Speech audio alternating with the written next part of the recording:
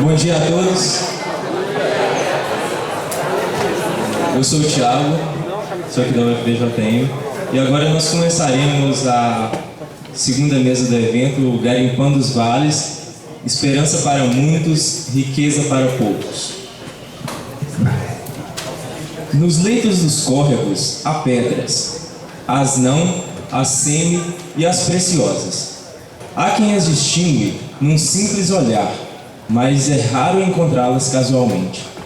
Mas também raro é bom o garimpeiro, aquele que garimpa com a acuidade, a sabedoria, mais que os ouros. Este obtém no fundo da sua bateia somente as mais valiosas pedras, às vezes verdadeiros tesouros. Esse é um poema do Flávio Silver, o poeta garimpeiro. Então gostaria de convidar para essa mesa o senhor Rossandro Ramos, que é professor da Unirio e analista do FINEP.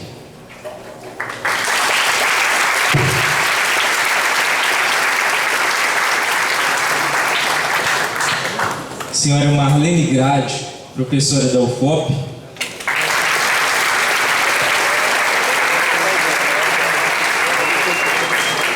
E o senhor Tarcísio Magno, ex-garimpeiro e atual vereador de Diamantina.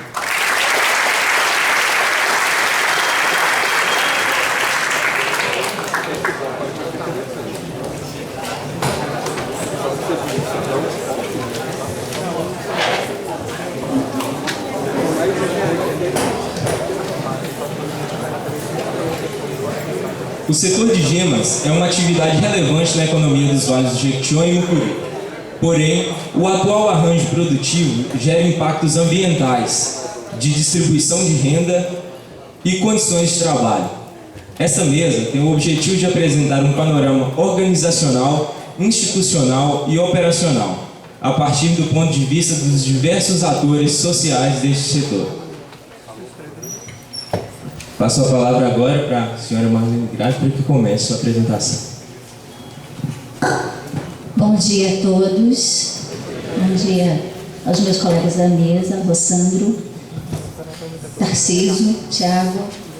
É um prazer estar de volta aqui. Muito bom rever alunos, rostos conhecidos, rever colegas, professores, ver esse espaço tomando corpo como Universidade Federal. Acho que tem uma construção se fazendo para além da estrutura física, né? Você está vendo, desde o momento que eu tive aqui, quando funcionava em outro espaço, em outro local, ver essa estrutura hoje, dessa forma, tomando corpo como universidade em todos os sentidos, ver esse movimento de alunos é extremamente gratificante, prazeroso e dá saudade. Quando me convidaram para esse debate, para essa conversa, e ouvindo as falas de ontem, ouvindo também algumas mesas de ontem à tarde, eu fiquei me perguntando como que eu poderia estar contribuindo para enriquecer ainda mais esse evento, no sentido de valorizá-lo. Aí eu preferi fazer uma síntese, ao invés de ficar especificamente tratando dos garimpos e dos garimpeiros, né?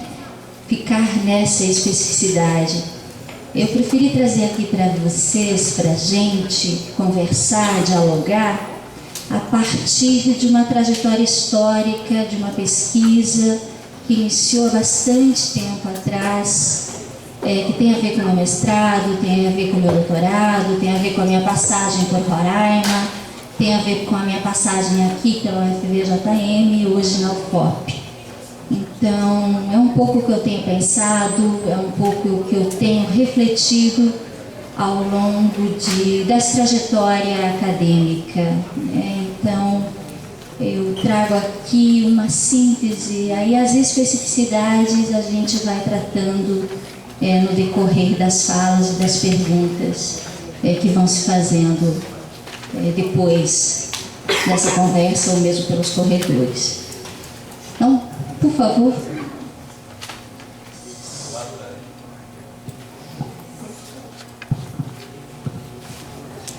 Eu preferi chamar essa conversa aqui, então, de experimentos sociais, um olhar das contradições de nosso tempo.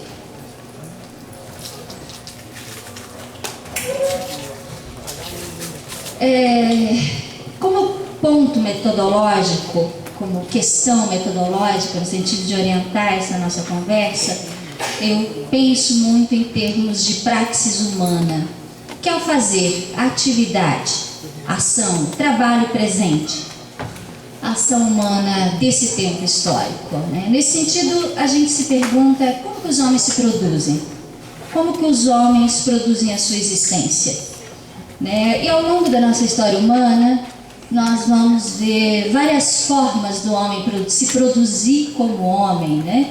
A gente passou pelo modo de produção escravo, a gente passou pelo modo de produção feudal, e hoje a gente se produz como modo de produção capitalista, que é um modo de produção específico.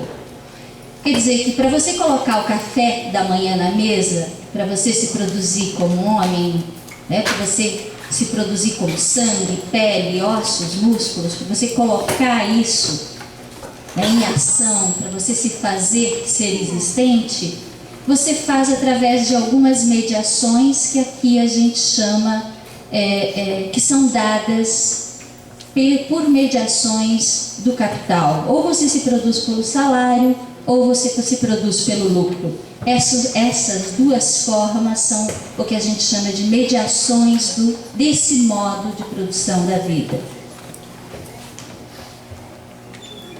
Mesmo no garimpo, mesmo em você pensando em APL, né, é essa mediação que vai estar presente na forma da produção da existência humana, né? Mas como o nosso ponto de partida hoje aqui, o nosso ponto metodológico para essa conversa é a praxis humana, é o trabalho presente, a gente, nesse sentido, a gente faz algumas afirmações, né? E à medida em que você vai percebendo o real, as afirmações que a gente coloca é que, como tendência, o modo de produção capitalista aponta para a sua superação, no sentido de que você já percebe que tem sinais claros de que você tem uma degeneração dessa forma de produção humana, né? E essa degeneração vai se dar no cotidiano, nessa praxis humana presente. Ela se afirma, se singulariza em nosso universo individual e particular. Ou seja, aqueles ideais da Revolução Francesa, igualdade, fraternidade, liberdade, eles não conseguiram estender o seu manto para todos os homens. Isso significa que, é um exemplo que eu uso bastante com meus alunos, que se você pensa na cana, a cana é cheia de sumo, né? A cana contém açúcar, é algo suculento, mas para você retirar o açúcar da cana, você precisa passar por uma moenda, né? Para ser didática aqui, me fazer entender. Então é como se nós hoje fôssemos cana, cheios de sumo, né? E a gente já não consegue mais se fazer bagaço. A gente já não encontra mais espaço ou tem muita dificuldade de, em sendo cana, se transformar em bagaço. E não precisa ter bola de cristal para saber que muitos dos nossos alunos nas nossas universidades, de posse de título, de posse desse conhecimento, desse sumo, vai encontrar muita dificuldade de transformar isso numa praxis humana efetiva dentro dessa praxis presente, dentro das mediações do capital. Então essa é a luta desse nosso tempo. E é aqui que se situa Enédides. Quer dizer, o Enédides também é expressão de um tempo. Também ele só entra para a engenharia como expressão desse tempo, né? Essa é a síntese que o Nédides traz. E nesse sentido a gente se pergunta, bom, se há isso, para onde a gente vai?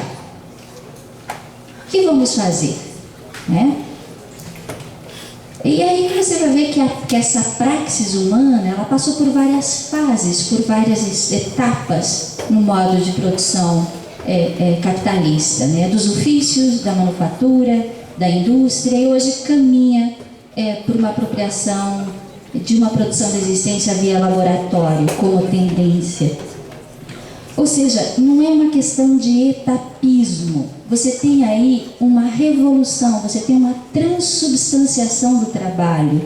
Não é só dizer, olha, foi uma passagem, tem um etapismo. Não, você também tem uma transubstanciação, você tem uma revolução no trabalho, no fazer humano, na praxis humana. Se você muda as formas, mas você tem um conteúdo que se mantém, né? E como diferente das formas anteriores, esse modo de produção ele é muito mais eficiente que os outros, porque ele encurta o tempo de trabalho para produzir a existência de qualquer pessoa, né? E ao fazer isso, ele vai também produzir riqueza em graus cada vez mais elevados e vai, ao produzir esse trabalho coletivo, esse trabalho social, essas forças produtivas, essa tecnologia, ele também produz a nossa desnecessidade, a nossa exclusão desse processo produtivo. Ou seja, a gente vai perdendo a nossa condição de sermos homens privados. O que o modo capitalista de produção faz é retirar de nós a nossa condição de trabalhadores assalariados privados. A gente vai perdendo essa condição de seres privados. Bom, se ocorre isso, nós, como produtores diretos, né, que no modo de produção capitalista assume a forma privada, como que você vai produzir sua existência? Para onde que você vai? Como que você faz? É aqui que eu quero inserir a virtuosidade dos movimentos sociais e dos experimentos. É aqui que eu quero colocar todos eles. O dos garimpos, o dos garimpeiros, das mulheres, das migrantes, dos indígenas, do movimento preservacionista, dos movimentos ecológicos, guardadas as suas singularidades. Ou seja, para além da nossa destruição como seres privados, nós vamos nos construindo como seres coletivos sob outra forma. Mas, embora você tenha uma contradição posta aí, acho que você pode passar, porque esses experimentos, em todos, eles vão recriar em grande medida o velho, ou seja, eles vão conservar ainda as mediações do capital. Mas eles vão fazer isso dentro de um marco em que a sociedade não permite mais a produção da sua existência imediata, aquela praxis humana imediata que a gente colocou como ponto metodológico, né? E você também tem aí como afirmação, né, a virtuosidade, a impossibilidade, né, para além desse espaço avançado da nossa degeneração como seres privados, como trabalhadores assalariados, nós afirmamos também que você tem uma impossibilidade de retorno ao passado. Você tem uma impossibilidade de reproduzir a vida como foram nos modos de produção anterior, né? Como se deu com o trabalho escravo, como se deu com o trabalho camponês e com o trabalho artesanal. Essas formas retornam mas elas não são aquelas velhas formas, elas estão dentro dessa praxis humana presente, ainda que apareçam travestidas de formas passadas. Isso vai ocorrendo, essa impossibilidade de retorno, ela vai ocorrendo porque você tem uma coletivização dos meios de produção. Ao você ter uma coletivização dos meios de produção, você vai ter também uma generalização da propriedade privada desses meios. Você vai discutir hoje, inclusive, a privatização da água. E esses meios de produção, essa força coletiva, ela só pode ser operada em comum. Ou seja, para você colocar um avião no ar, para você trazer eletricidade para essa sala, para você ter essa forma de comunicação que a gente está tendo aqui, é só como mediação de toda a sociedade. É só com esse trabalho social coletivo. Nesse sentido, é que eu trago aqui a categoria de espaço e do espaço local. E apresentar essa categoria de espaço local vinculada com a praxis humana como síntese, como uma categoria empírica que permite operacionalizar, que permite entender e aprender esse local, como síntese histórica do desenvolvimento das forças produtivas, esse espaço local como síntese, né? Um pouco do que o Leonel colocou ontem, do que a Mesa colocou ontem, né? Aqui vieram os índios, mas foram assassinados, chegou Teófilo Otoni, um liberal, aqui vieram os alemães que dominavam o processo de conhecimento sobre as pedras, aqui você tem o processo da garimpagem. Quer dizer, Teófilo Otoni é um espaço, um ponto no tempo, ele é uma singularidade que contém em si um conteúdo, e esse conteúdo é universal. E é isso que nos permite pensar como possibilidade, é que você tem a construção de um outro espaço, para além desse espaço posto.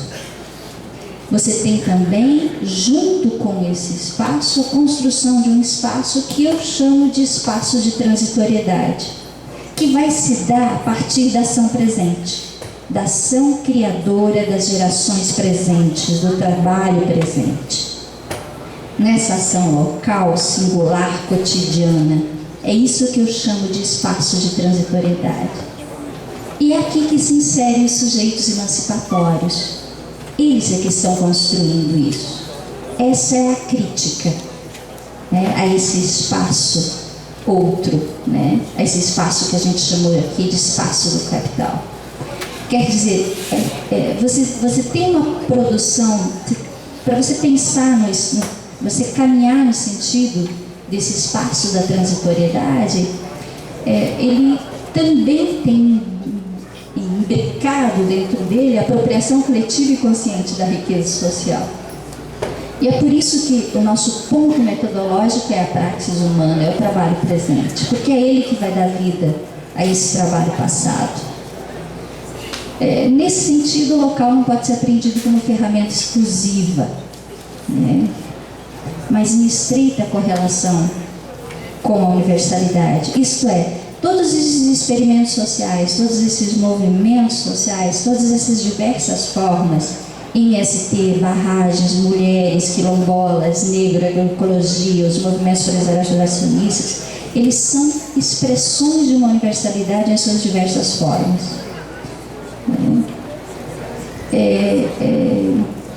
Ou seja, é uma forma singular da universidade se expressar, né?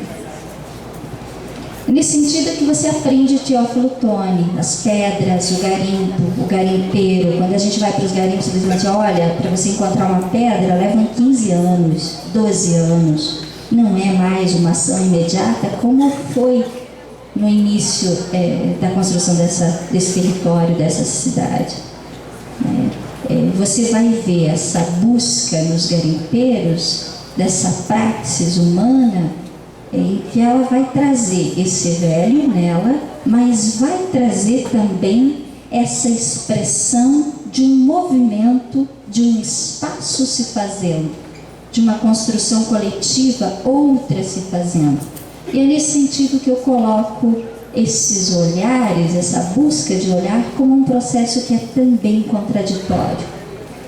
E é por isso que o universal e local são dialéticos, não é um lá e outro cá, um acima, outro baixo, outro embaixo. Eles são um único e mesmo processo. E é por isso que nesses experimentos também vai aparecendo todas essas contradições humanas. Esse real vai colocando necessidade de você lutar, esses produtores diretos lutarem e superarem as condições degenerativas em que eles se encontram. Quer dizer, esse é um processo de autocriação. Ou seja, todos esses experimentos eles vão explicitar essas contradições. Você vai, à medida que esses processos vão nos desumanizando, fazendo nós perdermos a nossa condição de homens privados, negarem a nossa condição de trabalhadores assalariados, frente a isso, os produtores diretos, nesses experimentos, eles vão lutar cotidianamente para conseguir dar conta e produzir a sua vida em conjunto.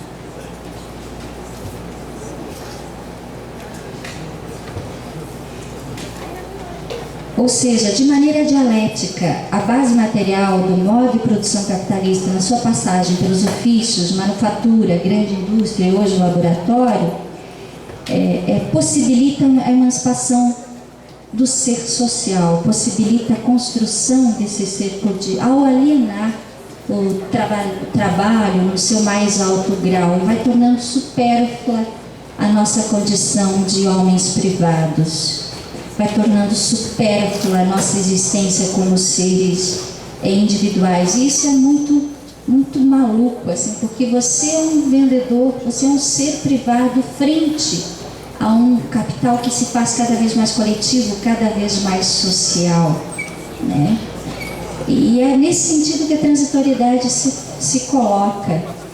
É mais ou menos como se essa força coletiva do capital se defrontasse com o seu semelhante, que é uma organização coletiva popular, pela destruição do caráter privado da nossa existência.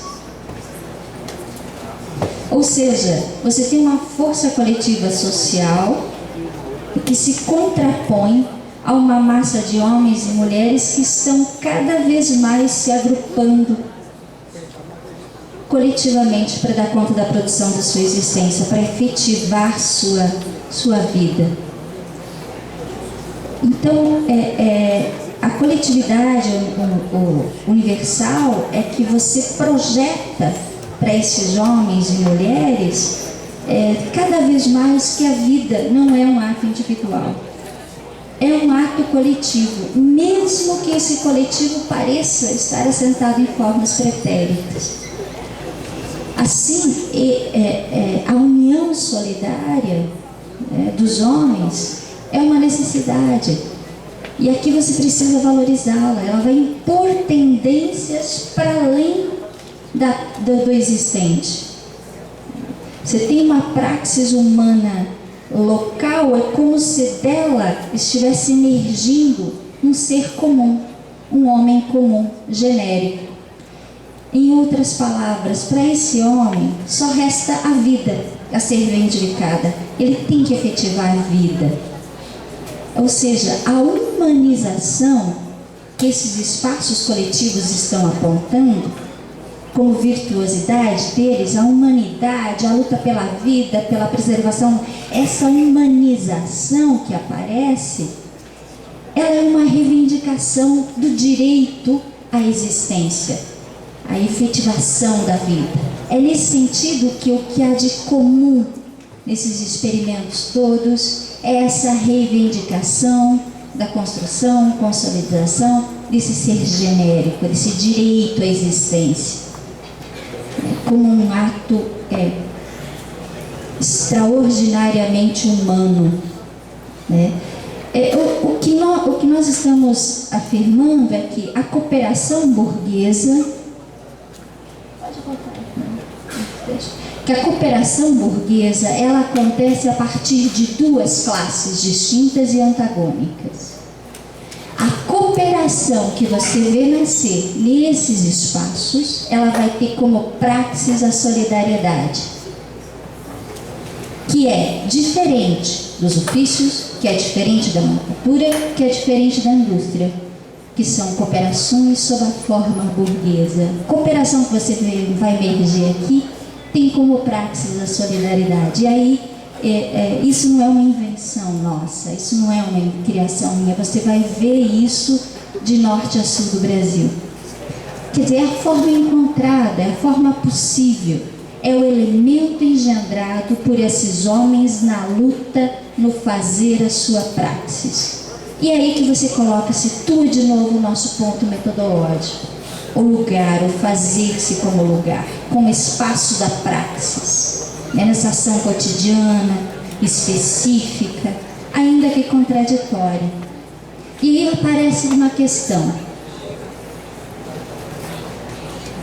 Bom, se são singularidades, elas têm que se universalizar de alguma forma. E o que elas trazem de universal é essa humanidade, que eu chamei aqui de uma praxis solidária. Então, para você se fazer universal, você tem que se negar como espaço singular. O que tem que se universalizar não são as especificidades. O que tem que se universalizar é isso que vai aparecendo como um espaço universal. Ou seja, é só a negação das suas singularidades que vai permitir a construção de um coletivo universal, para além daquele coletivo burguês que se confronta com ele, né? E é isso que vem aparecendo, né?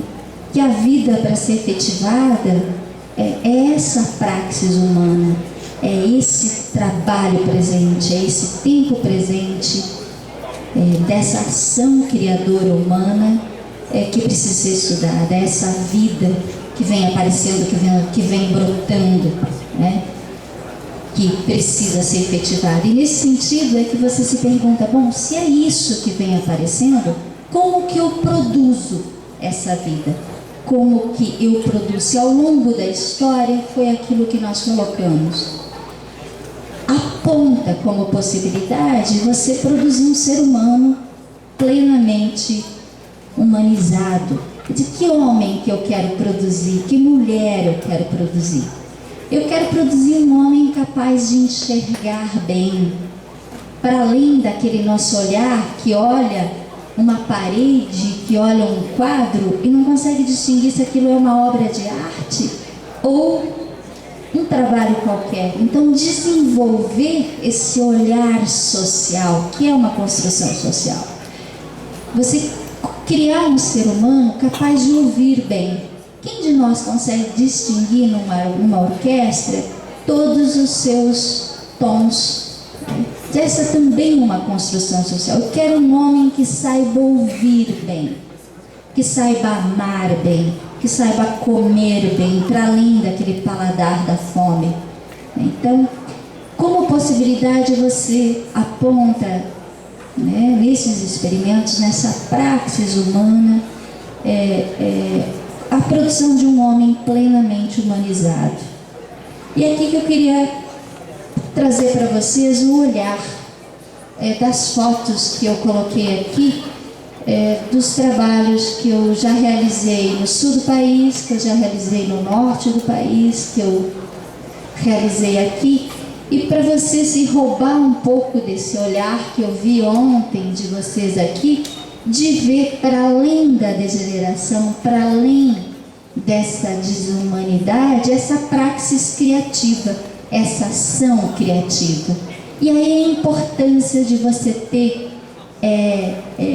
incentivos, a importância de você ter as tecnologias sociais aqui, a economia solidária nas suas diversas formas, esses espaços coletivos emergindo, serem por nós todos compostos, ou seja, você trocar efetivamente para que isso possa desabrochar, florir, né? E eu queria que a gente fosse capaz de colocar esse olhar, de ver nesses homens, nessas lutas, nessa ação, para além dela, também como uma ação criativa, como a praxis contraditiva, quer dizer, esse espaço singular como a expressão dessas singularidades, né? Aí vocês vão ver os garimpos e os garimpeiros aqui em Teófilo Otoni, pode passar. Algumas fotos de Minas, de uma ação, de uma praxis, né, contraditória, né? Pode passar. Essas casas onde eles moram, o curioso é que não tem energia elétrica, embora os fios passem bem do ladinho dessas casas que vocês estejam vendo. Essas são as crianças, a única alimentação delas, isso era o almoço, era a merenda que elas tinham trazido da escola. Pode passar. E aqui é a arte, né? Que vai brotando desses lugares, esses espaços, né? Que você vai ver no formato das pedras. Pode passar. E aqui, aí também, né? Eles expontam, colocando a sua criação, né? Essa autocriação humana aqui. Pode passar. E aqui algumas mulheres imigrantes indígenas da Amazônia que nós trabalhamos também, numa IPCP que a gente coordenou lá, e que foi um trabalho muito bonito. Pode passar. Pode passar. Pode passar.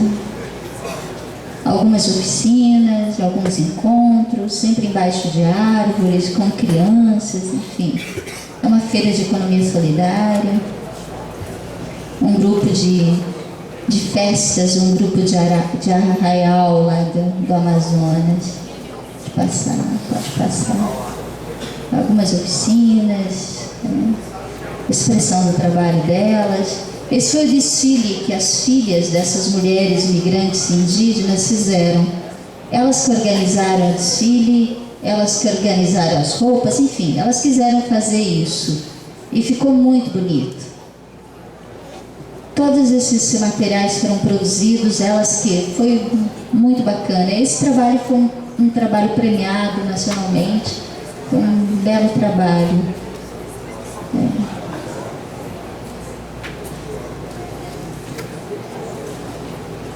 Pode passar.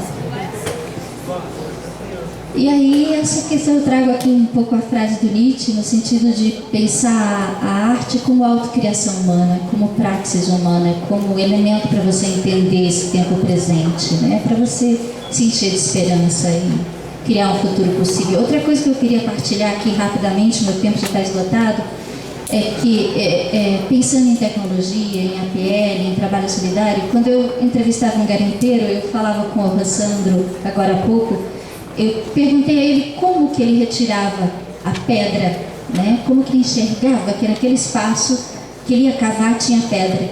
Ele falou: ah, professora, as pedras falam, né?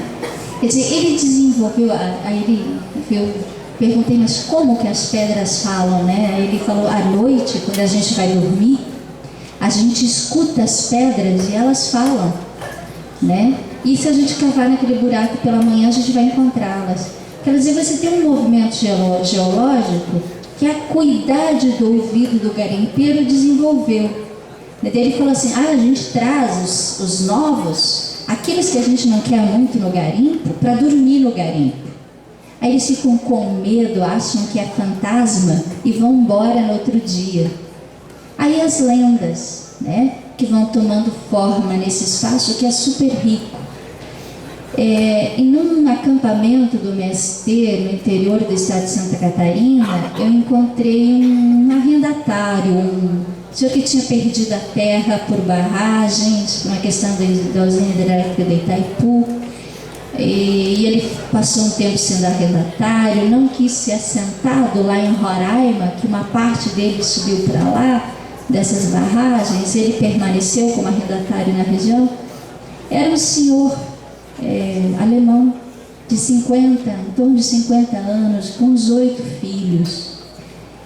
Já estava há 3 anos no acampamento. E ele fazia artesanatos, ele fazia imagens de santo. Ele era um escultor. Eu o conheci como escultor. Aí ele falou assim: não, eu me descobri escultor. Eu sempre olhava a madeira e eu catava ela para colocar fogo. Era isso que eu fazia com a madeira. Hoje, eu não pego um pedaço de madeira na mão que eu não veja nele a imagem de um santo. E eu não consigo mais colocar nenhuma madeira para queimar. No movimento ecológico em Santa Catarina, na Greco, você vai ver dizendo que os homens eram todos fumicultores, doentes, muitos com câncer pela longa trajetória de trabalho com o fumo. Ele dizendo que ele voltou a aprender a gostar da terra, dos pássaros, das flores, interagir com ela a partir do momento que ele começou a produzir agroecologicamente. E nas mulheres indígenas, a gente montou IPCPs, as grandes conversas, os grandes problemas que elas traziam eram os conflitos. E elas vinham desesperadas, porque fulano roubou meu marido, porque não sei o quê. Os conflitos que vão aparecendo nesse processo. Aí a gente dizia: olha, isso é o que há de mais rico nesses experimentos. Ou seja, você vê brotar tecnologias, você vê brotar dessa praxis humana, esse ser humano, esse ser genérico, esse homem que vai se construindo nesse processo. Era um pouco isso que eu queria trazer para vocês como síntese aqui. Obrigada.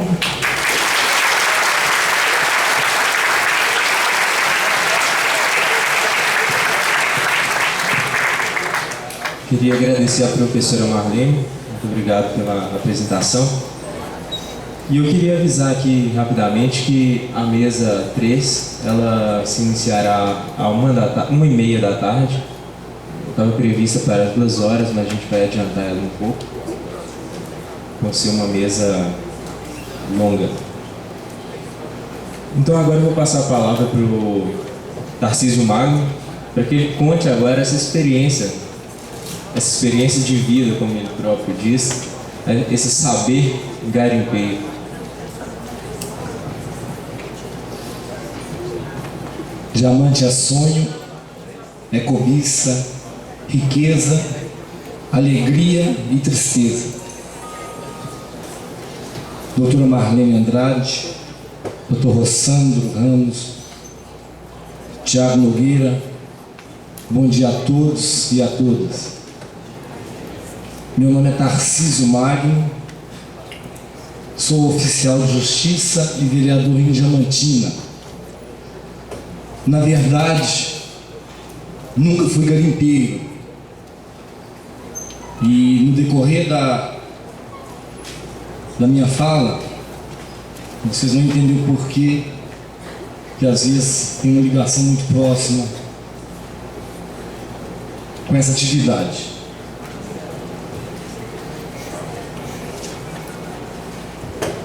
Diamantina, de emancipação política, tem mais ou menos 160 anos.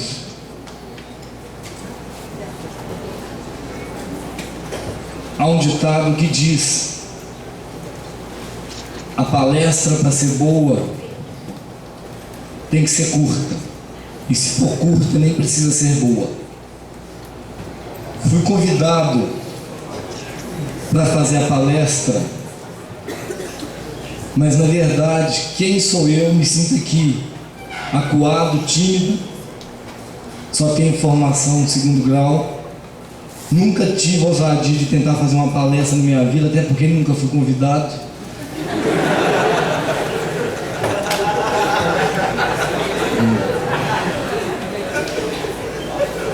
Porém, ingressei na política há 2 anos, mais ou menos, uma coisa que não havia nem sido trabalhada para isso, aconteceu ao caso.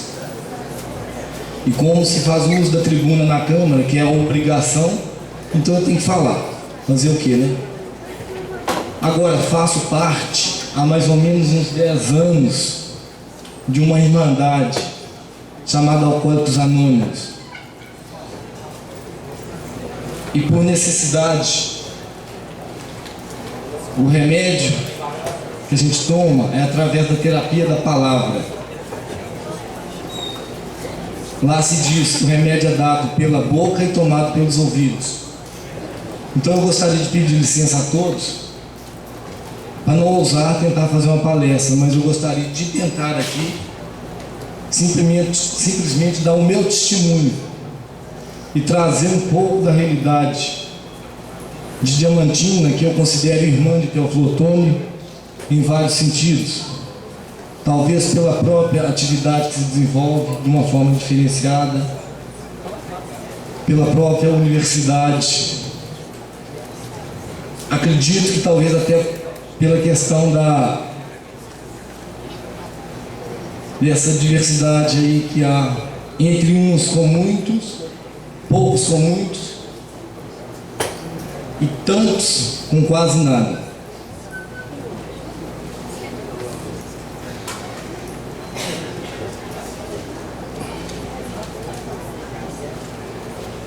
Bem, falar do garimpeiro, falar do diamante, é uma situação assim, muito interessante. Diamantina, desde 1729, que descobriu-se a existência dele na região de Diamantina. Só para vocês terem um pouco a noção, Diamantina foi o maior produtor de diamante do mundo. Hoje, o Brasil representa 0,5% dessa produção. Eu gostaria de pedir licença à mesa aqui, eu não sou técnico. As informações que eu estou passando, algumas são através de informações de um historiador em Diamantina, outras de um geólogo que permitiu inclusive que eu citasse o seu nome, Alberto Pinheiro, que é geólogo e garimpeiro. E para vocês verem, teve uma ocasião em Diamantina que por dia se retirava, algumas empresas, mais de 1 litro de ouro. E até pouco tempo, me parece, não havia fiscalização, não se pagava tributo pelo ouro, só se pagava pelo diamante. Mas o que a gente não pode perder aqui, e isso eu falo por conhecimento de causa com as pessoas que eu convivo, a história do garimpeiro de hoje não mudou nada daquele garimpeiro, daquele escravo em 1729. Por que eu falo dessa forma? Porque o garimpeiro, mesmo escravo, naquela época, que trabalhava de uma forma brutal, covarde, esse mesmo garimpeiro de hoje, ele vai para o garimpo, não simplesmente esperando buscar levar para as suas famílias no final do mês o sustento, mas ele leva consigo o sonho de ficar rico. O sonho de ficar rico.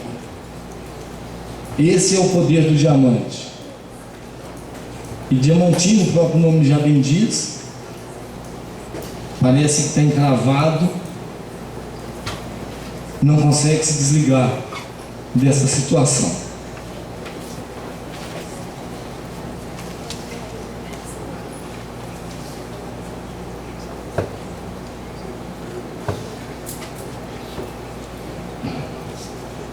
Só um minutinho, gente. Como eu bem disse, falar em diamante é falar em cobiça, em inveja, Sobretudo, sonhar grande, mas muito grande.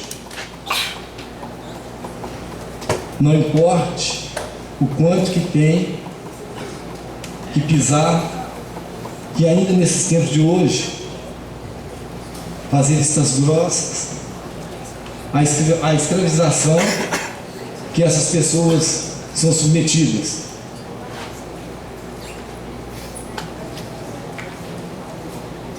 Eu vou fazer aqui uma leitura. Se for muito cansativo, eu peço desculpa, mas é porque é um pouco que eu trouxe para tentar apresentar para vocês. A história da cidade diamantina, que tem hoje mais de 44 mil habitantes, se confunde com a história da extração de diamantes, que constituiu a principal fonte de renda da população mais pobre.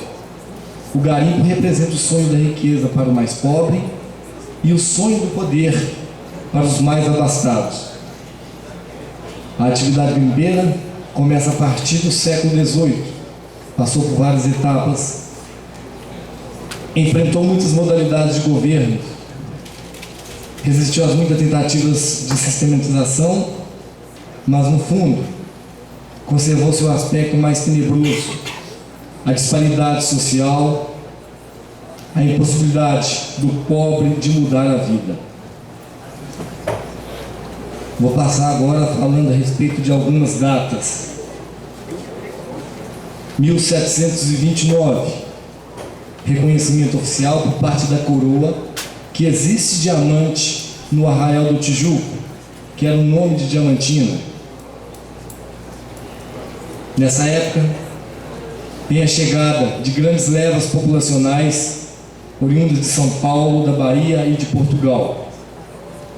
O garimpeiro tinha que pagar a coroa portuguesa para captar o diamante. Inicia-se aí o processo de contrabando. 1731, ocorre a primeira intervenção da coroa na atividade garimpeira. A coroa eleva o valor da taxa de captação dos diamantes dentro da área geográfica do Arraial do Tijuco para tentar conter o contrabando. Mesmo assim, continua o contrabando. 1734, a coroa cria a chamada intendência, tentando conter o contrabando de pedras. Tudo passa pelo intendente, funcionário da coroa, responsável pelo recolhimento das taxas. Ainda assim, continua o contrabando. Pessoal, não vai sair todo mundo, não, já está acabando. 1740, a coroa cria o controlador, que era responsável pela extração.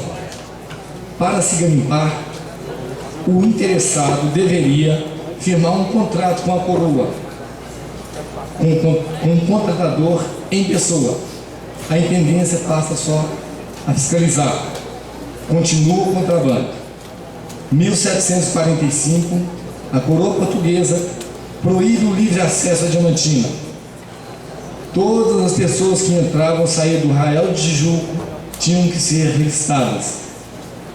1753, e ainda assim continua o contrabando.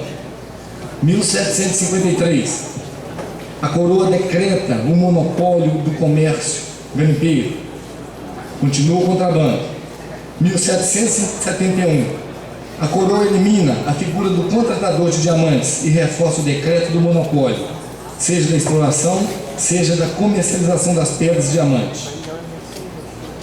O contratador já não pode mais comercializar, só a intendência, continua o contrabando. A partir dessa data, então, gente, não vou falar mais em data não.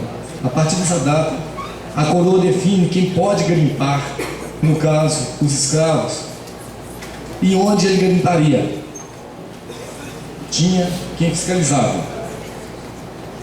Aí os tempos foram passando, a realidade continuou e continuou o contrabando. Aí aconteceu a proclamação da República em 1822. Abre-se novamente o garimpo para os particulares. Contudo, com a descoberta do diamante na África do Sul, as pedras de qualidades melhor e eram mais fáceis de se lapidar,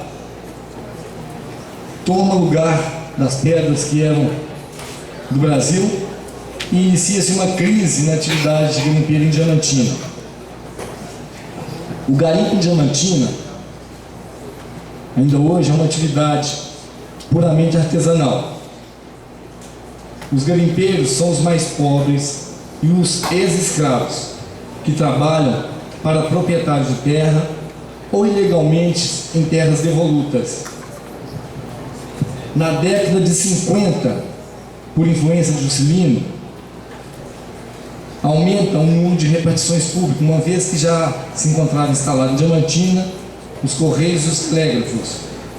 Aí chegam mais repartições, como por exemplo a FAOD, que é a Faculdade de Odontologia de Diamantina, e o Banco do Brasil. Na década de 70, inicia-se a utilizar as dragas para se garimpar. É onde que o bicho pega, é onde que realmente começou a devastação. Limita-se o número de pessoas que têm acesso ao garimpo. Os garimpeiros se viam obrigados a migrar para outro setor, para o setor primário. Também este não absorve essa mão de obra, que se vê obrigado ao êxodo demográfico. Claro, eles não tinham nenhuma capacitação, estavam perdidos. A partir dos anos 80, a desaceleração da extração do diamante, mas há uma desaceleração na extração do diamante, mas a atividade continua viva na região. A rede hoteleira da cidade pertence às famílias ligadas ao garimpo, assim como 80% dos comércios de Diamantina.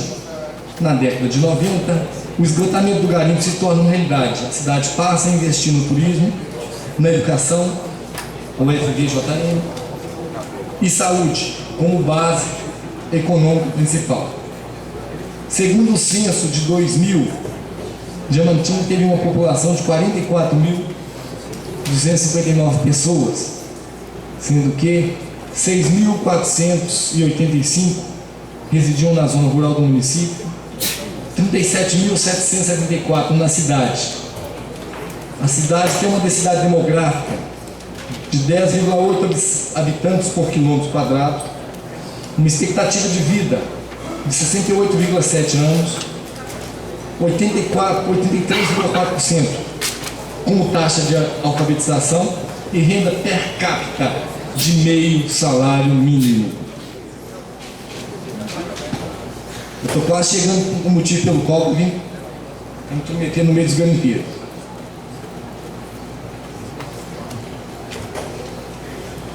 Bom, dada a crise, chegou um dado momento que Diamantina, infelizmente, teve pressão de vários setores, de vários órgãos ambientais.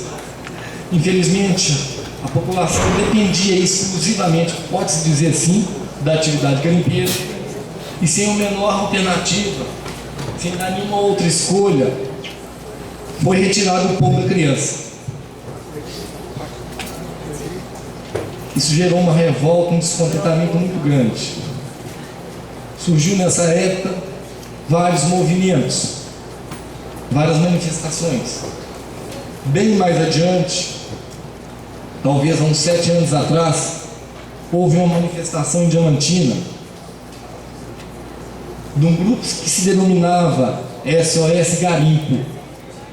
Esse grupo se deslocou para a porta da prefeitura, para a porta do fórum, e lá eles manifestavam revolta contra as atitudes dos órgãos ambientais, da polícia, uma vez que estava sendo muito comum helicópteros e mais helicópteros sobrevoando as áreas onde os trabalhadores se encontravam, e eles baixavam de qualquer jeito, com armas pesadas na mão, de forma covarde, de certa forma, deixando toda a comunidade apavorada. E nessa época, a droga, o crack, ainda não se encontrava presente. Eram realmente pessoas que tinham como única forma de se manter e manter um sonho de ficar rico na atividade garimpeira. Eu esqueci de perguntar, tem muita gente aqui, ou tem alguém que conhece Diamantina? Então, se eu estiver mentindo, nem faz de conta que eu estou falando a verdade. Então, gente, a partir dessa manifestação que teve na porta da prefeitura, eu não era político ainda, eu achei muito interessante, só que eles manifestavam contra um poder executivo, mas sem saber que, na verdade, a força era de governo de Estado, a ordem tinha vindo de cima para baixo.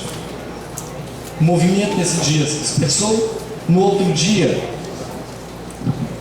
antes disso, na verdade, esse movimento era contra, estava contra, batalhava para reabrir, para retornar as atividades garimpeiras. Eles não tinham aquele pensamento de exigir do poder público que, por outro lado, fizesse por eles aquilo que era função do Estado e que não estava fazendo. Então, a partir no outro dia, eu tive a oportunidade de procurar algumas pessoas que eram lideranças nesse movimento, conversamos e resolvemos, por bem, chamar pessoas de outros setores de Diamantina e que vinham e que percebiam aquela causa como uma causa nobre, justa e verdadeira. Então começamos a nos reunir com regularidade. Passou-se a chamar Movimento SOS Diamantina. Deixou-se necessariamente de ser Movimento SOS Garimpo. A região de Diamantina requer um grande investimento, uma vez que apresenta um conjunto de questões sociais graves e comprometedoras ao desenvolvimento humano. Podemos citar desemprego, moradias precárias, baixa escolaridade, dispersão, individualismo, droga tão absurdo. Os problemas sociais são tratados de formas isoladas e sem uma política pública implementada para lhes assegurar os seus direitos. Então, a partir desse momento, esse grupo passou a tratar a questão do garimpo como um assunto a mais, não simplesmente a questão do garimpo. E aí, através desse movimento social, durante 2 anos, a gente participando ativamente de várias manifestações, fazendo reivindicações, deu na teia entrar na política. Pronto, fui ser candidato a vereador. E de vez em quando eu falo, ainda comentava hoje com o Ivanei, pessoa com quem eu tenho a honra de trabalhar, que conhece um pouco a Europa e sabe um pouco o que Diamantina contribuiu para o mundo. Vejam vocês que Diamantina, com certeza absoluta, não herdou nem 1% da sua riqueza. Nem 1%. E aí, entramos na política, o movimento continua de uma forma que, na verdade, está presente, mas que falta realmente mais pessoas que possam estar juntas ali para formar uma corrente de verdade, para tentar mudar um pouco o quadro. Eu anotava aqui, recebendo a fala da doutora,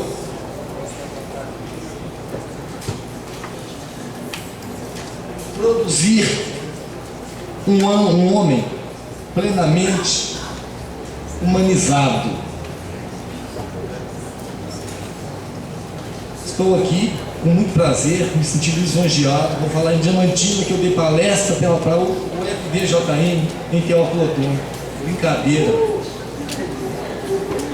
Mas, na verdade, o intuito disso é tentar tocar, sensibilizar todos vocês, universitários, formadores de opinião, para essa questão grave, para essa classe que, na verdade, continua sofrendo a mesma opressão do início dos tempos.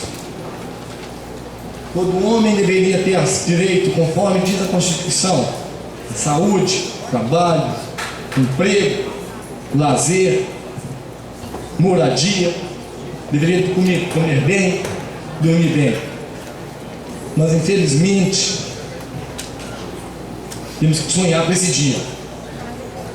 Porque os políticos são muito pequenos ainda. Talvez as preocupações, a ganância por dinheiro, a cobiça, o poder. Infelizmente, não dá tempo de dar um pouco de atenção aos excluídos, aos que na verdade passaram a fazer simplesmente parte de uma história. A vida do garimpeiro é essa e pronto, acabou. Gente, eu estou quase acabando aqui já. Ainda bem que eu não falei que é palestra, né? E para ser boa tem que ser curta, então. Só. Bom. Fala-se que o garimpo está proibido. O garimpo e a atividade garimpeira. Não é bem assim. E nem mesmo acabou o diamante. Desde que haja autorização ambiental, essa exploração é permitida.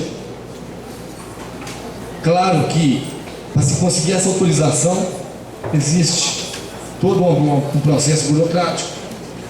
E é uma coisa lenta e custosa, passa a ser bem caro. O que se é incentivado muito é a organização através de cooperativa e associação. Mas vejam bem vocês, cooperativa e associação. O sonho do garimpeiro é ficar ali tentando achar algo que ele torne rico. Ele consegue achar uma pedra, vai ter que dividir não sei para quantos, pelo amor de Deus, né? Fica uma vida tentando encontrar uma pedra. Quando chega a riqueza, ele tem que dividir. Então, acaba-se que não há organização. Há uma grande dificuldade de conscientizar essa classe, de organizar. E eu vou dar um exemplo concreto disso aqui para vocês, se sobrar tempo.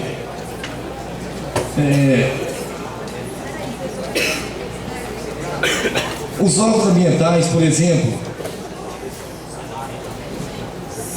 eles liberam através do PRAD, Plano de Recuperação Ambiental. Me parece que através do SUPRAM e o DNPM. O SUPRAM libera a licença estadual, e me parece que o DNPM dá outorga a nível federal. Quer dizer, melhor dizendo, quem degrada tem que se comprometer a recuperar. O garimpo, nem ele manual, ele é permitido. Tem que se ter essa autorização. Quando se busca essa legalização, pode-se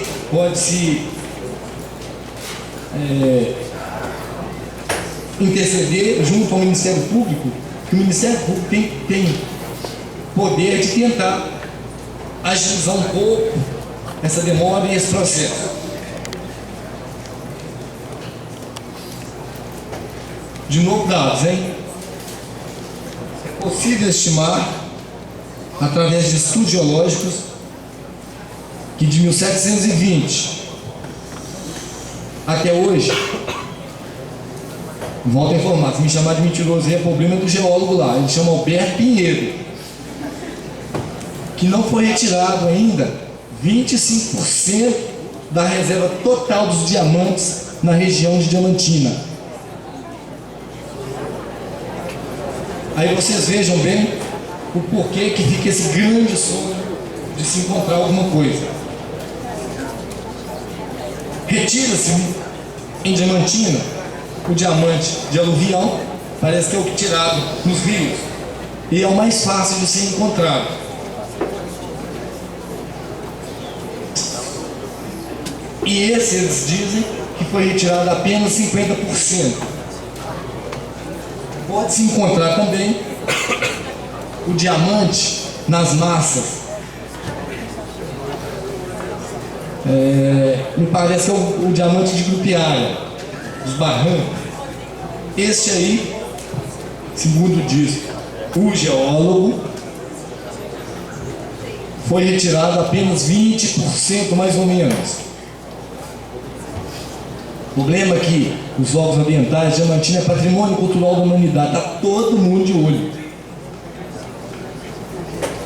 Todo mundo tem, mas ninguém é dono, pertence ao mundo, então fica realmente muito complicado. E também a questão ambiental, se deixar se fazer o que as grandes mineradoras fizeram, que infelizmente abusaram, entraram, arrebentaram Diamantina e degradaram de forma violenta. Se não houvesse uma intervenção, realmente talvez é perigoso de acabar até com a cidade propriamente dita.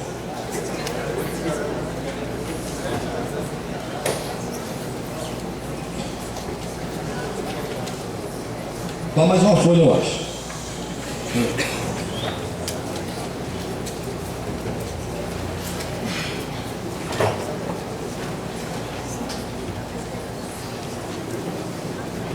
Há indícios também, segundo esse geólogo, e pesquisas,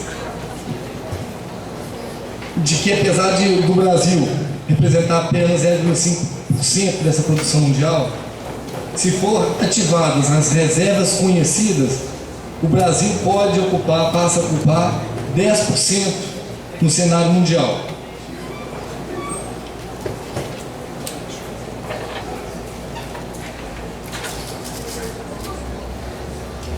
Nos grandes impérios,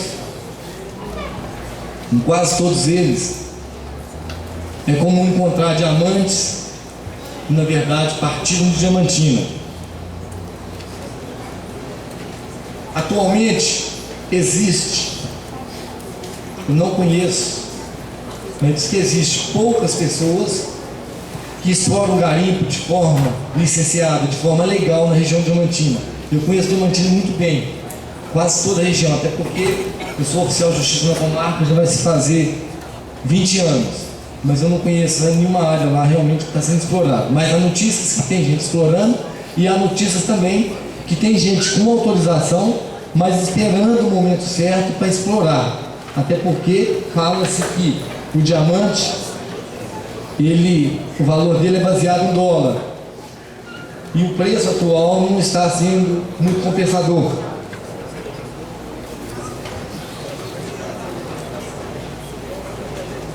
Eu trouxe algumas fotografias, que agora que eu estou vendo aí, está passando.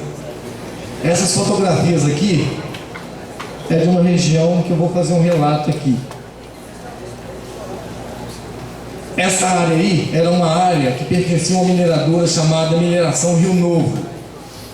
Essa mineradora explorou Diamantina por muito tempo, com muita riqueza, muita.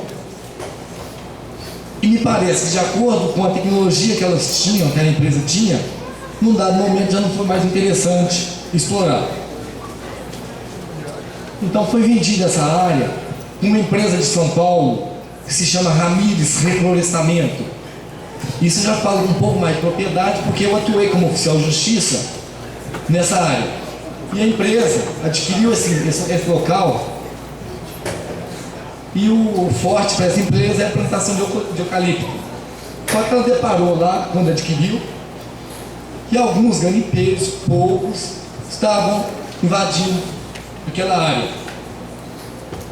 Enquanto havia a mineradora ali, havia uma fiscalização mais presente, então era um ou outro que ousava garimpar dessa forma aí, artesanal.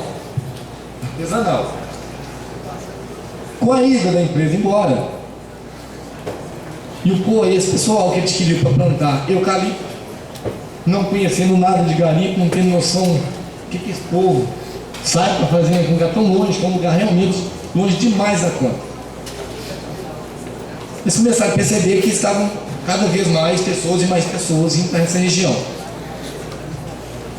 Numa determinada ocasião, mais ou menos 5 anos atrás, considerava-se, entre aspas, como sendo uma verdadeira serra pelada. Me parece que chegou lá até mais ou menos 800, 900 pessoas numa mesma área. E a empresa, preocupada com a questão da degradação ambiental, entrou com uma ação na justiça de reintegração de posse. Chegamos lá com alguns militares, e quando deparamos com o local, os garimpeiros, não são bobos, e avistavam a nossa chegada, atravessavam para o outro lado do rio e escondiam naquele mato, do outro lado de lá. Você só via esses barracos, que não achava ninguém. Então, essa reintegração de posse foi feita uma vez, foi feita 2 vezes, foi feita 3 vezes. A empresa percebeu então a necessidade de tentar fazer um acordo. Então começou-se a partir do ano passado, convidar esse pessoal para se organizar em cooperativa associação, que além de tentar permitir a empresa, de forma legal, que eles explorassem essa área, o que era essa área aí? Era uma área onde, na verdade, a draga funcionava e me parece que ela jogava os rejeitos, que eles falam os vômitos. Então ali o índice de diamante, de ouro, é enorme. E todo mundo queria essa área. Então resolveu-se então fazer uma proposta, e a proposta foi essa: desde que eles se organizassem, seria liberado para eles. Só que o garimpeiro é difícil de organizar, é um negócio muito complicado, até porque eles têm medo demais de polícia, é um negócio. Até porque a polícia deu muita demonstração de covardia no contato, então de certa forma, honrou a polícia. Então a empresa resolveu fazer uma outra proposta, além de doar para eles, porque na área que eles trabalharam, até o momento que fosse interessante para eles, resolveu fazer a proposta de doação de uma área de 190 hectares de terra, para eles desenvolverem uma atividade paralela ao garimpo. O meu tempo concluiu. Vocês querem fazer o final? Enfim, nem mesmo trazendo doação dessa área, até hoje não conseguiu trabalhar de forma legal com esse pessoal. A polícia chega e o pessoal corta. Com um grande problema hoje. Eles trabalham sem o mínimo de proteção possível.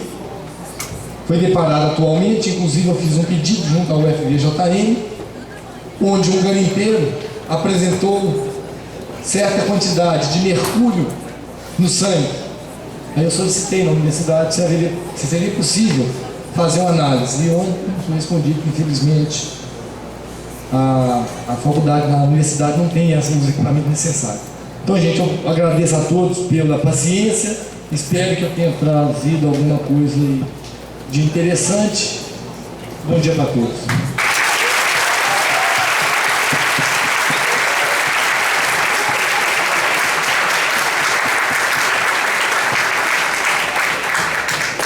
Desculpa, mas eu não concluí. Infelizmente, o que eu quis dizer, esse pessoal que vocês viram ali, e somado, graças a Deus, às obras da Universidade de Diamantina, é o que está tentando conter um pouco mais o grande problema social que está instalado em Diamantina. Se esse pessoal for retirado dali, se acabar amanhã as obras em Diamantina, infelizmente, o desespero é total, vai se instalar um caos generalizado, porque Diamantina não tem outra coisa a não se fazer.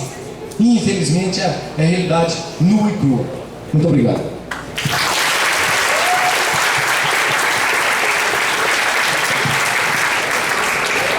Quero agradecer ao senhor Tarcísio Magno pela fala, parabéns. Agora eu passo a palavra para o senhor Rossandro Gomes. Obrigado. Bom dia a todos. Parabenizar aqui a mesa, a Marlene, o Tarcísio, o Thiago como mediador. Tá? Agradecer a organização do SOTEC e da Universidade Federal do Vale de Xangri pelo convite. Tá? É uma grande honra voltar em Teoflotone. Eu nasci aqui em Teoflotone. Semana passada eu estava aqui em Teoflotone dando um curso aqui na Universidade na pós-graduação. Estaria vindo ao evento como participante. Na hora H surgiu um problema na FINEP, não pude vir, mas na quarta-feira surgiu um convite e rapidamente topei estar aqui. Então é uma grande honra, né, parar aqui no UFJM. Vou falar um pouquinho da FINEP só para contextualizar a minha fala. Tá? O que é a FINEP?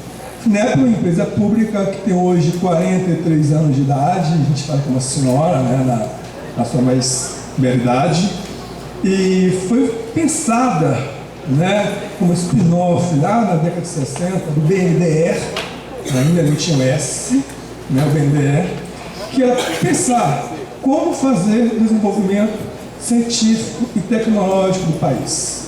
Naquele momento, então, já tinha uma agência pelo CNPq que viabilizava a formação através de bolsas a mestres e talvez doutores que quisessem lá fora estudar. Ou seja, dava seus primeiros passos no processo de implementação dos cursos de pós-graduação no Brasil. A FINEP vem com que objetivo? Alavancar isso. Ora, se o CNPq viabiliza a formação de mestres e doutores, a FINEP poderá, para tanto, viabilizar a infraestrutura necessária para que, quando esses mestres e doutores retornarem, aqui possam ser multiplicadores de conhecimento. Então, foi com essa filosofia que se funda a FINEP em 67, cuja missão hoje, está aí colocada, seria promover o desenvolvimento econômico e social no Brasil por meio do fomento público à ciência, tecnologia e inovação em empresas, universidades, institutos tecnológicos e outras instituições, públicas ou privadas. Qual a questão? A visão do futuro é transformar o Brasil por meio de inovação. E aqui uma questão, inovação aqui, não somente no sentido schumpeteriano, ou seja, o neo-schumpeteriano, inovação de produtos, processos organizacionais ou mercadológicos, como fala o Manual de Oslo, que é a literatura que baseia a questão da inovação. Mas inovação também social. Né? A gente não acredita que possa haver inovação simplesmente numa perspectiva de inovação que então traga no seu bojo a inovação também social. Esta sim talvez seja capaz de fazer o desenvolvimento social. Ora, a mesa para a qual eu fui participado, né, a falar, seria garimpando os vales, esperança para muitos, riqueza para poucos. Esse tema de mineração foi objeto do meu estudo no mestrado, e um tema que sempre me interessou. E na FINEP, na nossa área, a gente tem uma área fundada em 2003, que é uma área de tecnologias para o desenvolvimento social, e tem 2 departamentos. Departamento de Tecnologia Social 1, Departamento de Tecnologias Sociais 2. Eu fico no chamado Departamento de Tecnologias Sociais 2. E aí permita-me, né, eu falar um pouco, né, de uma trajetória que eu acho que é o exemplo, a gente quiser um pouco pensar, né, qual o papel dessa Universidade Federal, qual o papel da formação dos engenheiros, qual o papel do curso de engenharias da Universidade Federal dos Vales de Tiumucuri. Fazer um diálogo do Vale com o Brasil. Primeiro, eu acho que uma experiência que eu posso resgatar aqui um pouco, porque ela cruza com quando eu estava chegando em 2004 na UFRJ como professor substituto. Eu estava passando pelos corredores do CT e lá tinha o Felipe Ardor, que estava ali ainda mestrando, né, sentado numa mesinha ali, fazendo inscrição, mobilizando a universidade para pensar o primeiro Enéas. Foi 2004. Em 2005, também na Poli, no CT, 2006, idem, 2007 também. Em 2008, ele dá um avanço. Vai para a Poli USP. Ano seguinte, 2009, um outro grande salto, ITCP Unicamp. Por que este? Por que este pensar? Porque certamente, quando estava lá o Felipe Ardor, quando estava o Sidão, pensando no SOTEC, foi pensado sobre 2 singularidades bem interessantes. Primeiro, pensar que é sim necessário fazer extensão, mas uma extensão não dissociada do ensino e da pesquisa. Tá? Fazer variar aquilo que está na nossa carta maior. Ensino, pesquisa e extensão são indissociáveis.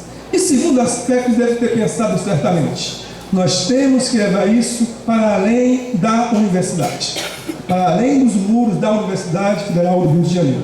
Tanto é que hoje está aqui na UFRJ. Né? E aí nos faz uma grande reflexão. Me faz uma reflexão, aí eu volto a uma figura que para mim é emblemática, para muitos teoflotonenses. Essa figura, todo ano, tem um cartaz que causa impacto no mês de agosto na cidade, que é a FIP, Feira Internacional de Pedras Preciosas. Né? E essa figura, ela me é muito forte, ela diz muita coisa. De um lado, sobressai a riqueza, a pedra ou duas gemas, vai ser de poucos, talvez só de um. Mas no fundo, de forma quase opaca, translúcida, tem ali a degradação ambiental, tem a exclusão social. Talvez um olhar, não mais atento, não possa perceber isso. E por que eu falo isso? Que se nós não tivermos uma preocupação em fazer uma reflexão, eu acho que o tema da mesa seria outro, deveria ser outro.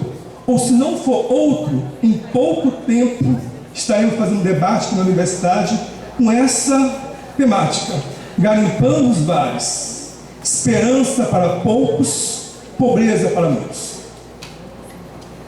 Então, eu não sei se o tema da mesa seria melhor esperança para poucos, pobreza para muitos, ou se é interessante aquele tema proposto para nos forçar uma reflexão, para que serve a universidade numa região? Região que alguns economistas, autores que escrevem, chamam de vazios econômicos. Tá? Eu prefiro chamar de outro termo que daqui a pouco eu vou colocar. Por que é importante pensar em garimpando os vales, esperança para poucos, pobreza para muitos? Por quê? Porque essa reflexão vai estar fortemente assentada no papel que a engenharia vai desempenhar e o papel que o engenheiro vai fazer no desenvolvimento social. Eu sou engenheiro de produção, tive colegas na universidade, a Renata, que hoje, a Roberta, que hoje está... Desculpa, Fernanda. Fernanda, que está na UFOB, o Flavinho, que está no Sotec, está na UERJ. Então, o próprio Felipe, que é de produção lá da FRJ, que é um perfil de engenheiro. Tem uma formação técnica, sim, mas tem uma formação humana e sabe que pode usar, sim, os instrumentos da engenharia, seja ela qual for, para poder pensar também a questão do desenvolvimento social. Então, eu acho que isso é uma reflexão importante, que deve ser colocada. Por quê? Aí vem, a partir dessa reflexão, eu construí assim meu raciocínio. Os desafios do vales. Aquilo que os economistas chamam de vazios econômicos, eu acho que muito mais forte e crítico seja vazio de oportunidades. Eu sempre, quando estou escrevendo alguns artigozinhos, tal, e aí eu coloco, referencio aqueles que citam vazios econômicos, Dalgou, por exemplo, mas Dalgou, mas eu prefiro o vazio de oportunidades. Os vazios de oportunidades são muito mais críticos do que os vazios econômicos. E aí a engenharia, desenvolvimento, a engenharia, ao pensar o desenvolvimento social, tem um papel relevante e tem um importante papel a contribuir. Aí veja, poxa, nós temos vazios de oportunidades. Se nós temos vazios, matemáticos fazem a indução, fazem a lógica, matemática 1, 2, cálculo, a gente sabe, o primeiro subconjunto de qualquer conjunto é o conjunto vazio. Lembra? Não é isso que a gente aprende lá? O número de subconjuntos é 2 elevado a n, mais o conjunto vazio, mais 1. Então isso aí você aprende. Então, se eu pensar um pouquinho, se existem vazios, é importante eu identificar, é importante eu garimpar oportunidades. Aí ontem, um pouco antes de sair da FINEP, 2h30 da tarde, 3 horas da tarde, eu chamei meu colega, falei, Theo, surgiu esse convite aqui, muito em cima da hora, mas eu não declinei, topei o desafio, não preparei nada. Eu falei, Sandro, você é capaz, por acaso, de citar pelo menos alguns pontos onde existem vazios, mas podem ser identificadas oportunidades envolvendo ciência, tecnologia e inovação? Falei, pô, é uma pergunta difícil. Ainda bem que foi aqui na FINEP que me fez pensar um pouco. Falei, Theo, existe, não sei se todos conhecem, o Cibratec, que é o Sistema Brasileiro de Tecnologia. Uma política do governo federal, criada em 2007, um esforço do Ministério da Ciência e Tecnologia, operada pela FINEP, de aproximar os institutos de ciência e tecnologia das empresas. Com o objetivo de alinhar a política de desenvolvimento produtivo, que é a PTB, que é fortemente tocada pelo BNDES, através da NTIC, junto com o PACT, que é o Programa de Ação de Ciência, Tecnologia e Inovação 2007-2011 da FINEP. Então tem o Cibratec. Eu falei, se você pegar aqui o Cibratec, Theo, tem isso aí agora, a gente foi na página 26, aí o Flavinho e a Fernanda, a garota, viu? Lembra da eletrotécnica? A gente fez junto a eletrotécnica, você se lembra? Lembra o professor? Qual é? Lembra mesmo? Qual é o nome dele? Arthur Pecorelli. Não é isso? Aí eu peguei isso aqui. Na página 26 tinha lá, né, o Cibratec, uma das suas redes, Rede de Centros de Inovação em Tecnologias para Veículos Elétricos. Lembra o que o Pecorelli falava? Parece aquele maluquinho, fazer um veículo elétrico. Isso aqui, o que isso tem a ver com mineração? Você está maluco? Eu falei, não, Theo, eu estava duas semanas atrás em Goiânia, participando de um seminário nacional de arranjo produtivo local, né, de base mineral. E eu estava conversando com o diretor do DNPM, Departamento Nacional de Pesquisa Mineral. E ele falou o seguinte: você é de onde, Rossandro? Eu sou do Vale, de Jequitinhonha. Eu nasci em Teoflotone, mas eu moro em Araçuaí, tal. Ele, pô, de Araçuaí? Eu falei, sou de Araçuaí. Hein? Eu sou de Araçuaí. Aí, engraçado, Araçuaí tem a maior reserva de lítio do Brasil. Lítio está em Araçuaí, é um mineral. E esse lítio de Araçuaí, lá tem uma empresa, que é a CBL, Companhia Brasileira de Lítio, que está em Araçuaí. E gera certamente muitíssimo poucos impostos para o Vale de Jequitinhonha. A CEFEM, o vereador sabe disso, é uma dificuldade enorme do município de acessar a CEFEM. E aí ele perguntou, veja só, eu tenho aí uma oportunidade tecnológica. Eu tenho aí o quê? Lítio, que certamente, o que está se fazendo? Ele falou, estão construindo uma fábrica no Ceará, onde vão exportar o lítio na sua forma bruta, processar no Ceará, que tem incentivo fiscal, e irá desenvolver baterias por causa de veículos elétricos. Ou seja, quando a gente fala que existe vazio de oportunidades, é porque a gente tem que acreditar que existe a possibilidade de garimpar quem? Oportunidades. Então, este é um exemplo, poderia dar outros aqui, né? Mas, se eu tenho que garimpar, tem que depois lapidar. Né? Eu tenho que lapidar isso. E vou lapidar as oportunidades agora com uma outra perspectiva que eu quero desenvolver. Que perspectiva é essa? A perspectiva que a gente chama ciência, tecnologia e sociedade. Não faz sentido, tá, para a nossa área, na FINEP, pensar ciência e tecnologia se não for um processo em construção com a sociedade. Historicamente, se você pegar a teoria de inovação, né, desde 1945, quando teve o famoso relatório Vannevar Bush, né, que era para os Estados Unidos, que o próprio Roosevelt tinha recomendado como seria a América após o fim da guerra, o fim da Segunda Guerra Mundial. Esse relatório apontava fortemente a necessidade de investir recursos em ciência, ciência essa que geraria tecnologia esta que geraria inovação, portanto crescimento econômico, e que por sua vez, quase por um transbordamento, geraria desenvolvimento social. Esse é o modelo que a academia chama de modelo ofertista. Ou seja, é acreditar que a ciência é neutra, que eu posso produzir tecnologia, colocar na prateleira, a sociedade vai lá e quando quer demanda. Esse é o modelo que fortemente serviu para os países desenvolvidos, que copiaram e em desenvolvimento e seguiram o modelo americano.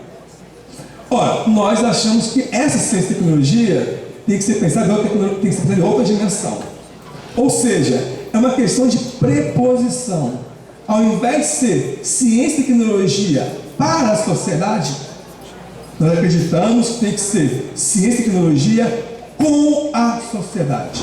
Por quê? Porque é uma construção coletiva, uma construção social. Então, diante disso, nós temos aqui, por que essa perspectiva de ciência, tecnologia e sociedade? Que começa aí no campo teórico, é um campo que está em construção, tá? Essa questão. Por quê? Porque a gente possibilita 3 necessidades: promover desenvolvimento social, promover cidadania, e aqui cidadania no sentido mais, me permite o termo, né, machariano, aquele termo do sentido social macho, que é do Lachel, que é cidadania entendida como conjunto de direitos civis, políticos e sociais. Somente se der um cidadão esse conjunto dos 3 direitos, se poderia pensar em cidadania. E, por fim, promover a inclusão social. Diante disso, né, a gente pode pensar onde estaremos atuando. Vamos atuar no território. O território que a gente vai atuar não é um território simplesmente aquilo que a geografia física nos ensina. Não. É um território vivo, um território vivido, como bem fala Milton Santos. Então eu acho que se nós quisermos ter uma formação de engenheiro que pense para além do tecnicismo, né, para além daquele modelo terrorista de que eu faço a concepção de projeto e alguém vai usar e alguém vai implementar, esse modelo não vai servir para o modelo de ciência, tecnologia e sociedade. Eu tenho que pensar numa outra perspectiva, porque aí eu consigo abarcar no território local, regional, meio rural ou urbano. Não importa. Importa que ele seja um território vivido, como fala Milton Santos. E aí, como é que a gente consegue isso? Né? Que vai entrar a mineração. Trabalho e renda na mineração, a saúde dos trabalhadores, a questão da gestão dos recursos hídricos, habitação, serviço ambiental, por exemplo. E aí tem, né? A gente termina, como é que a gente consegue fazer isso? Sim, com conhecimento. Pesquisa científica, pesquisa tecnológica, difusão dessa pesquisa, polarização da ciência e tecnologia. Coisa mais importante, qual é a forma mais simples de eu fazer esse novo modo de produzir ciência e tecnologia? Conexão de saber. É você pegar o conhecimento que você tem, conhecimento técnico, aprendido e apreendido nos bancos acadêmicos, e levar esse conhecimento para dialogar, para conectar com outro saber, o saber popular. Tá? Isso é muito importante. Tá? Você pegar o seu conhecimento de engenheiro, ir a campo, ir a um território vivido, dialogar com aquelas comunidades, e aí, a partir desse diagnóstico, você produzir um outro conhecimento.